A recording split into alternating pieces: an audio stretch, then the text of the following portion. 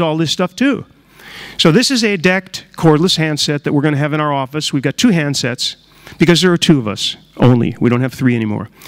We can make 2 concurrent calls on the decked thing. Yeah, it depends on wireless in that, on Wi-Fi in that if my router goes down and the internet connection goes down, there's nothing is going to happen. But if the decked-based system is okay, and basically it's a consumer product, you plug it in and it works, there is no real configuration, except for what we're looking at here. So, you know, that's why I feel that it removes a level of complexity. What we're looking at here is just, I just want to give you a quick rundown on how easy this is, because remember, consumer, so no-brainer, let me get this thing set up. You set it up so that it's, we use it, we have an actual incoming personal line that's just PSTN, analog line. It'll do that, and it'll replace our answering machine. So, you know, we're always on answering machine anyway. So, on that line. Don't give the number to anybody hardly, just my wife's mother, and that's why we're always on answering machine. So you just go in and you say, the answering machine is for incoming calls on this thing, and what we're looking at here is Zeke, which is my IRC name. You see that my asterisk PBX is the default outgoing. I'm pointing with my finger, you can't see this. I'm up here. Asterisk is the default outgoing line. So if I dial 0145423988, it says, asterisk. If I want to force that, I would add a, I hope this is the right order. I think it's hash mark 0. Hash mark 0 is the first one. It goes from 0 to 5. There are 6 lines. So the number hash mark 0 to select the line. Now the SNOM M3, if I understood correctly, there are up to 4 SIP services you can be connected to. Is that right? Something like that? Or maybe it's 8. Whatever the number is, how do you select? You can't select it quite that simply which line you're outgoing by just adding a little suffix, as far as I know. So I just want to mention that. Bottom line on this phone is I showed it to my wife. She loves it. You know what? That's important because most of the people who use phones aren't Jay or me or Ola or you guys. They're just ordinary people. I do admit it's unreasonable to have light-colored phones, you know, but when Apple makes them, that's what will happen probably. You can see that you can select for each handset. So if I had 6 handsets in the same office, you could see that I could decide who's default outgoing, whether things are getting the incoming calls, so that if I had a teenage daughter, for example, and I had Junction Networks or an on-SIP line for her, it would just be an extension that could just go to her handset. I think these people get it.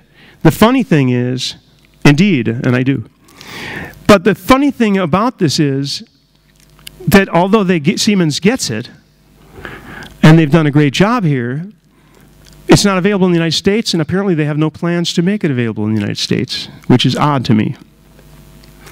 As far as Oldest question, why not use Asterisk to aggregate all your accounts? That's what we're doing right now, and you know what?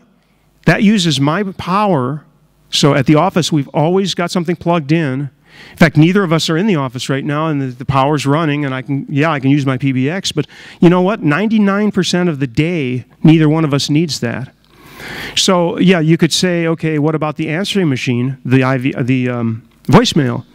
Well, you know, voicemail doesn't need a Pentium running all day with a couple of fans in it either. So it's not an efficient, for us, for a small company, we're not really that efficient doing that. That's what we're doing today, but tomorrow we're going to be using hosted.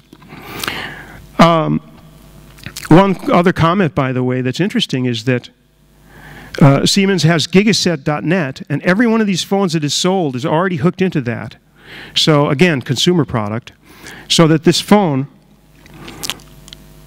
can talk to anyone else with a phone. So it's kind of a Skype-ish type situation where, except that it is SIP, but it goes through their network free. So if you're in Germany and I'm in France and we both have gigasets and we're both, you know, maybe we're consumers that don't care about all this stuff. Once the phone is running, you give somebody a pseudonym and you can dial that person and you're talking as long as you want free, as long as gigaset.net has enough bandwidth and is up. And, you know, it's a free service like Free World Dial-Up, so it may or may not. IXTEL, remember them? It's one of those things. You cannot depend on that, but I think it's interesting. Anyway, I really think they get it, but not 100%. Here's just a simple dial plan, since you guys are pretty technical. It doesn't go very far. It has no wild cards as far as I know. But you can, supposedly, you see that the European equivalent of 911 is supposed to go to the fixed line. Anything that starts with 200, all of our extensions in-house are 2000. 500 goes to JOT. Anybody heard of JOT? You guys got to get out more, I know. Jade, have you heard of JOT? JOT.com. JOT, you call JOT, call a number, it's an 800 number. You say a message. They want to know who it's to. You go, it's to Jay. Jay, is that right? Yeah. Beep. Jay, do this for me, yada, yada. Hang up. Jay gets the email immediately with this thing dictated. If you think about it, you know, that's nothing you couldn't do with Asterisk. As a matter of fact, some people probably do. The reason I talk about all these outside services is because I feel very strongly that the VoIP community is way, way too parochial. Is that the right word? It's very much inward looking, you know.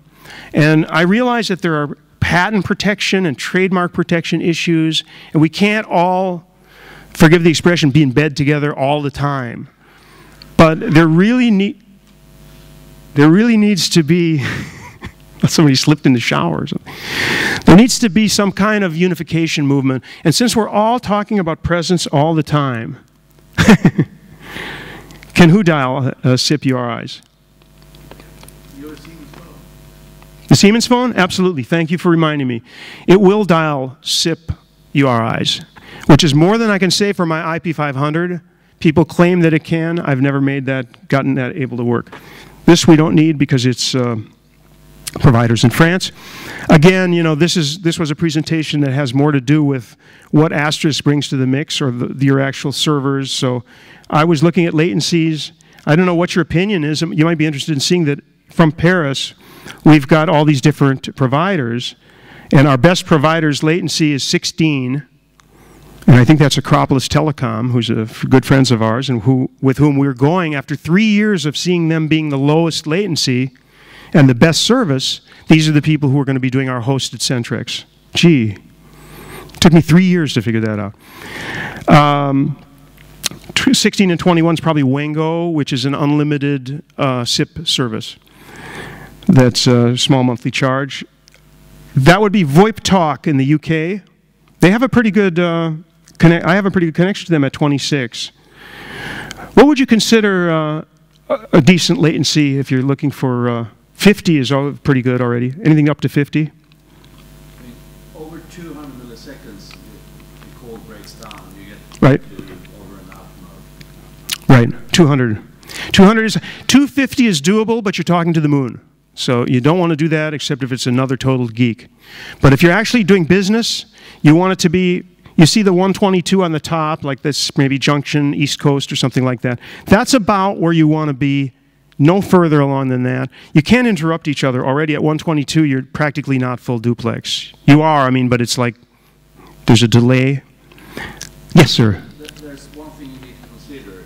It's when you dial out in the US to a cell phone, you add a lot of latency on the cell phone. Yes. Because they have lots and lots of latency that will affect you. So even if you only have 150 milliseconds, the call will break down probably. That's right. There's another thing that, without getting into much detail here, but I have noticed myself as a user, which is an Asterisk user, I mean, is that as you dial out to these various cell numbers through a SIP provider, think of the layers you're adding there. In other words, I'm calling, say, Wango in France, and I think they use OpenSeer, by the way. I'm not positive. Wango in France, does that mean anything to you? Yeah. They use it?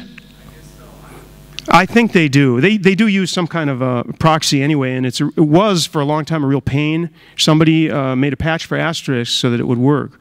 But the point is it works fine now. However, if I dial out to Wango and if I use them to call a cell in France, just like everywhere else, there are different providers. And I don't know anything about the signaling, but I do know that something gets screwed up from time to time. And I guess you must have seen this happen. So when you're calling cells from VoIP, from SIP, for example, the signaling gets screwed up and they never know whether they answered or not. Sometimes they think they answered and it didn't answer. Sometimes it didn't answer and the opposite.